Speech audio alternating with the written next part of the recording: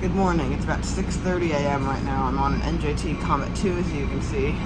This train's going to South Amboy, but I am changing at Newark to go out on the Raritan Valley line to go explore New York's secret Branchline. If it's not obvious, I'm very tired, so here is a history section, and I'll see you at Newark. The history of the Raritan Valley Line dates back to 1831, when the Elizabethtown and Somerville Railroad was incorporated. 5 years later, the line opened with horsepower to the town of Elizabeth. In 1839, steam trains were introduced, and the railroad was extended west to Somerville by 1842. In 1847, the Somerville and Easton Railroad was incorporated as an extension of the Elizabethtown and Somerville, and their combined route, now known as the Central Railroad of New Jersey, or CNJ, reached Phillipsburg on the banks of the Delaware River in 1852. Part of this route is now the Outer Raritan Valley Line, the line we're exploring today. In 1864, an extension of the railroad's east end brought it to Communipaw Terminal on the banks of the Hudson River. Video linked up above! In the 1860s, the CNJ expanded south and west, buying out a line through central Jersey, and soon they had two extensive networks. One based in northern and western Jersey, leading to the coal fields of Pennsylvania, and one based in South Jersey, which reached as far as the Delmarva Peninsula. In the late 19th century, the CNJ prospered as a coal railroad, while also providing luxury passenger services to the then prestigious resort towns along the Jersey Shore. In the early 20th century, corporate mergers brought the CNJ into partnership with the Baltimore and Ohio and Reading railroads, allowing them to expand even further. The CNJ prospered throughout the early 20th century, but in the 1950s, things started to fall. Declining passenger numbers and heavy freight taxation led the CNJ to propose mergers with other railroads, but as these railroads were abandoned, the mergers fell through. The early 1960s saw a potential resurgence in passenger traffic with state subsidies, but the disappearance of Pennsylvania coal spelled doom for the railroad. Indeed, on April 1st, 1976, the Central Railroad of New Jersey was merged into Conrail, sealing its fate. However, their two commuter lines, the North Jersey Coast and Raritan Valley lines, were still very important and remained in operation under the NJDOT and later NJ Transit. But the Raritan Valley line itself isn't super weird, it's just a normal suburban commuter rail line. The outer section is. Why is this? Well, it's not technically a branch line, yet it has all the traditional characteristics of one. So, let's go explore this charming yet strange and very rural line. Alright, welcome to track 5 at Newark. I went around. It's 7:07 right now, meaning technically it's still nighttime. The sun rises this morning at 7:08. There's a beautiful sunrise in the magic lands, but I'm going to get on this train. Now the issue is, it looks like every single car has crusty windows. So I'm going to do the NJT tradition of boarding at the very back and walking down the entire train until I find one window that's not crusty. I walked through the whole train, and the best I could find in terms of non-crusty windows is a window that is half crusty. Ooh, Pride logo, that's cool. This is a non-crusty window. So, the downside of the Outer Raritan Valley line is that unlike trains to Hackettstown or even some to Gladstone, these don't run express. They make every single local stop. So you have to pass through a heck of a lot of boring suburbia before you get to the cool part. Highlights of boring suburbia include Garwood, a terrible leased-use station that I made a video about and called it bad, because it's bad. Netherwood, which has a cool station building, and Boundbrook, which is where freight foamers go to do freight foamer things. We then passed Raritan, where most trains and all weekend trains end, and crossed over the Raritan River to enter the outer section of the line. And predictably for October, there was some really great fall foliage, so I am going to shut up. Here are some fall foliage clips, and I'll see you in Highbridge.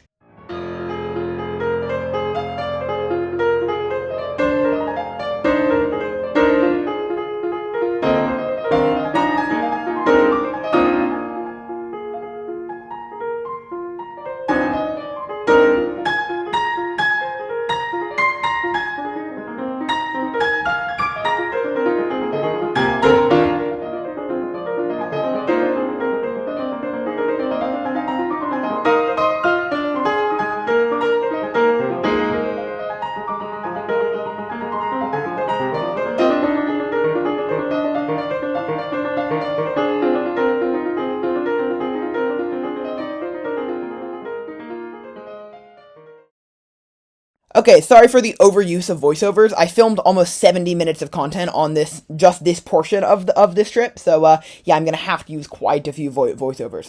Anyway, what you're looking at now are the High Bridge arches.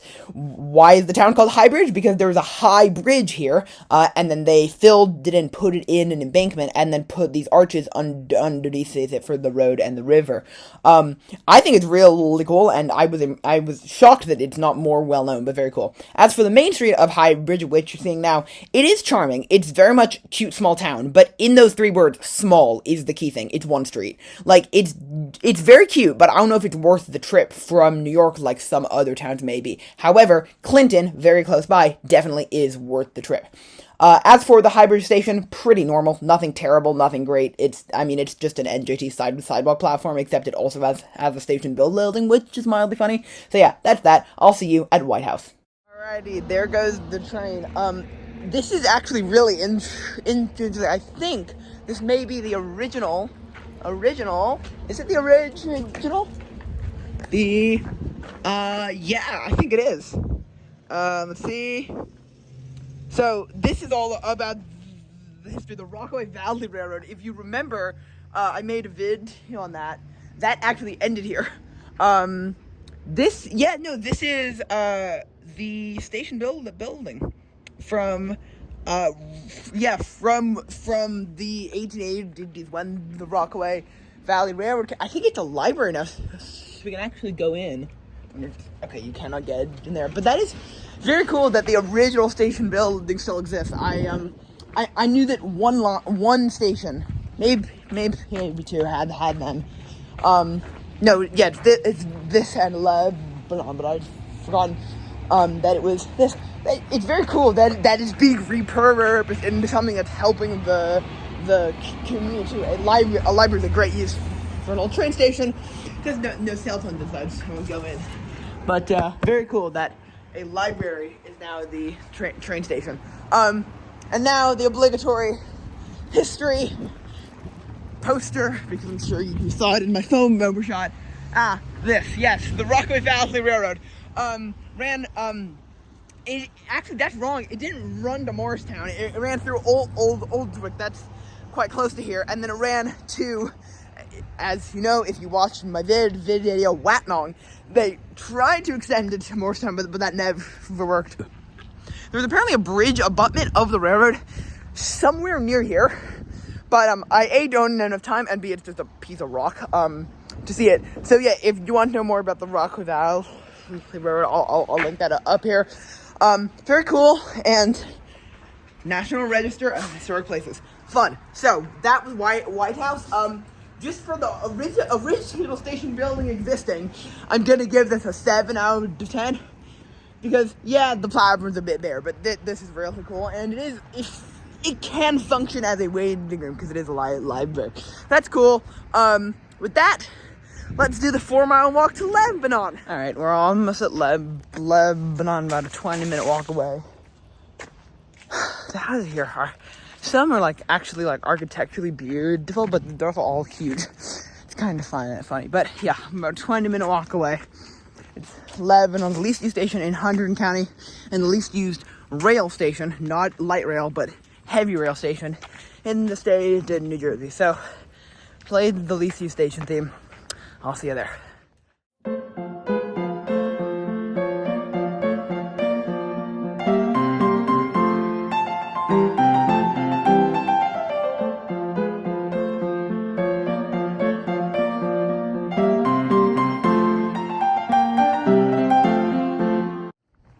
Alright, hello, welcome to Lebanon Station. This is the reason I came here. I came here because it's a least used station, of course, but this is built in 1899, original building built by the Central Railroad of New Jersey. That building, there's a cheese factory. Google Maps said it was a cheese shop, but you can't actually get in, so no, bad.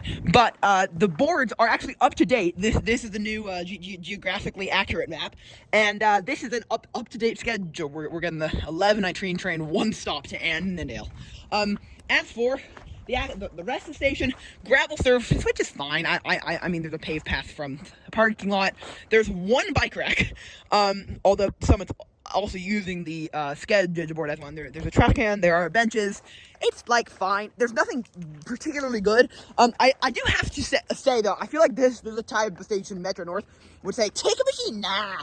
Whereas NJT has a take a machine. I just used it. It does seem to still think it's free week from August, because I got that notification when I was buying the ticket, although the ticket did stamp the date correctly, so maybe not. As for ridership, the station, it's very low used. 105 rides per week, making it the, get ready, least used station in Hunterdon, second least used in New Jersey, least used heavy rail in New Jersey, and the 8th least used overall in the New York metro area. So, yeah, it's not very well used.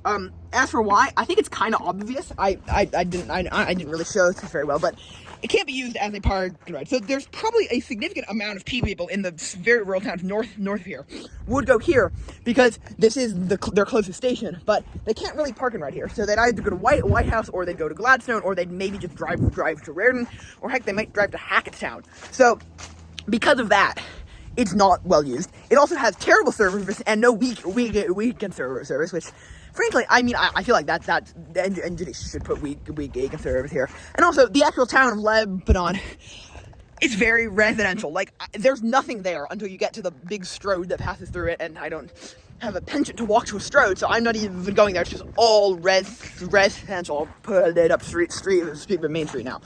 So with that being said, it does make sense that it's low used. As for a station rating, I'm going to give the station a 5 out of 10. I know that that's a hot take. It may seem too high for a station this bad, but it is too good. It's good that this line exists. It's great that a station this low use has been closed. That's cool that it has the original station building, and I just personally think that this is very similar to PPAC, slightly worse. PPAC got to 6, this will get a 5. So with that, train is coming soon. I'll see you hopping aboard for a silly one-stop trip. I wasn't only the only person and only on and only off. I was also the only person on this train that got on, that's on right now. Two cars open. I'm the only person that got on. Probably the only idiot that's gone on at Lebanon going outbound recently. You've seen this scenery already. I'm gonna enjoy my 4-minute ride to Annandale, hop off, and walk to Clinton, which should be the cutest town we see today. I'll see you at Clinton. So the walk to Clinton was mildly terrifying, but the town itself was really nice. There was a vegan restaurant there. I did not expect that. I am vegetarian, so that was much appreciated. And then there's a cute little waterfall. The main street was very charming, and there's also an art museum there. I didn't have time to go in, but really an incredible gem of a town that just happens to be in the middle of cool transit land, although also kind of hard to get to. Speaking of that, we are now going to go ride Hunterdon Link, the bus system of Hunterdon County, and a terrible transit system. So let's hope I don't get stuck. Okay, it's kind of a debacle. So that over there is the Walgreens. That's 37 Old Highway 22. That's where the bus is supposed to stop on the schedule. I called them and they said it stops in front end of the View 22 apartments, but there's no bus stop sign. So I called them. They said they're going to radio the driver and told me to stand in front of the Bank of America and to flag the bus down. So here, I really hope that this works, because if it doesn't, I'd have to walk back to Annandale, and I wouldn't be able to film the second video that I'm filming today. So here's hoping that this works. We're on the bus. It's a sitcom. The bus. I love this. I love this. I'll see you when we get off. This is a bit different. I did not expect to be ending this video next to a gas station on the sides of the road. Basically, what happened was this bus was really late because it wasn't the driver's fault. The dispatcher screwed up and made it go back to Clinton because she thought someone was there that was not there. The person wasn't there, so I told the driver I'm trying to get the Warren County bus, and she said, and the driver said, all right, I'll take you up the hill. So I'm now in Warren County. I don't think I really emphasize this enough. That Hunterdon Link driver single-handedly saved me from being stuck in Western Jersey and having to Uber back to Dover. So thank you to that Hunterdon Link driver. Everyone thank your bus drivers. And if anyone from Hunterdon Link is watching this, your drivers are great. Thank you so much. Thank you so much to that driver, and thank you so much for watching. I hope you enjoyed, and I'll see you next week. Bye-bye.